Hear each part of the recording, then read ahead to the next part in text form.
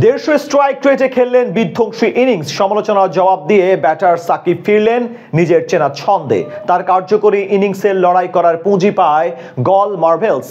এরপর বল হাতেও ভেলকি দেখান মিস্টার 75। লঙ্কা টি10 লিগে জাফনা টাইটান্সের বিপক্ষে দারুণ লড়াই করে তার দল। গল মার্ভেলসের হয়ে সাকিব আল হাসানের পারফরমেন্স, ম্যাচের ফলাফল নিয়ে বিস্তারিত আলোচনা হবে প্রতিবেদনের বাকি অংশে। চোখটা বোধহয় ঠিক হয়ে গেছে। সকল সমালোচনার জবাব দিয়ে ব্যাটার সাকিব ফিরেছেন নিজের চেনা ছন্দে। লঙ্কা প্রিমিয়ার লিগে আজ গল মার্ভেলসের হয়ে তেমনটাই প্রমাণ করলেন বিশ্বসেরা অলরাউন্ডার। ব্যাটিংয়ে নেমে শুরুটা ধীরগতির হলেও একটু পরই চালিয়ে খেলতে থাকেন তিনি, উপহার দেন একটা ঝড়ো ইনিংস। বৃষ্টির তাণ্ডবে শঙ্কা জেগেছিল জাফনা টাইটান্সের বিপক্ষে গল মার্ভেলসের ম্যাচ, কিন্তু নির্ধারিত সময়ের 30 মিনিট পর মাঠে গড়ায় ম্যাচ। এদিন শুরুতেই ব্যাট হাতে ঝড় তোলেন ইংলিশ ওপেনার অ্যালেক্স হেলস, যেটি নিশ্চিতভাবে স্বস্তির খবর হতে পারে বিপিএল এর ফ্র্যাঞ্চাইজি রংপুর রাইডার্সেরও। কেননা আসন্ন বাংলাদেশ প্রিমিয়ার লিগে এই পাওয়ার হিটার মাঠ মাতাবেন তাদের হয়ে।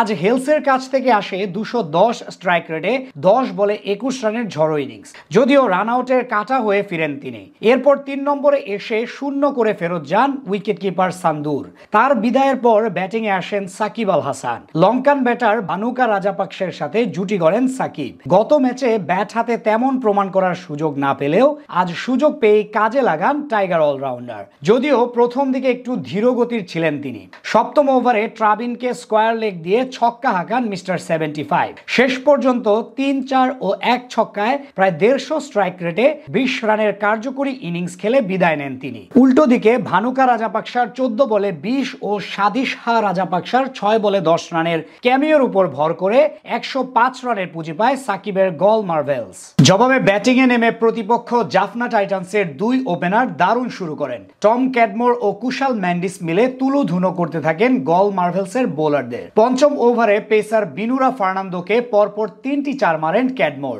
যেখানে আবার ছিল একটি ফ্রি হিট। শেষ পর্যন্ত উদ্বোধনী জুটিতে এই দুজন মিলে করেন 53 রানের পার্টনারশিপ। 4 ছক্কার সাহায্যে মাত্র 16 বলে 31 রান করে সাজ করে ফিরেন ম্যান্ডিস, আর ক্যাডমোর খেলেন 21 বলে 32 রানের ইনিংস, যেখানে ছিল 5টি বাউন্ডারি। জাফনার ব্যাটিং তাণ্ডবের মাঝে সবচেয়ে অবাক করার বিষয় হলো সাকিবের বোলিং না করা। প্রতিপক্ষ ব্যাটাররা কচুকাটা করলেও টাইগার অলরাউন্ডারকে বোলিংয়ে আনেননি গল ফ্র্যাঞ্চাইজির ক্যাপ্টেন। এদিন 2 ওপেনারের অনবদ্য ইনিংসের পর চারিথ আসালাঙ্কাও দারুণ ব্যাটিং করে জয়ের ভিত গড়ে দেয় জাফনা টাইটান্সকে।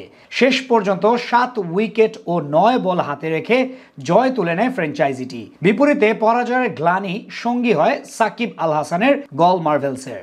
যদিও এই ম্যাচে ইতিবাচক দিক ছিল সাকিবের ব্যাটিং।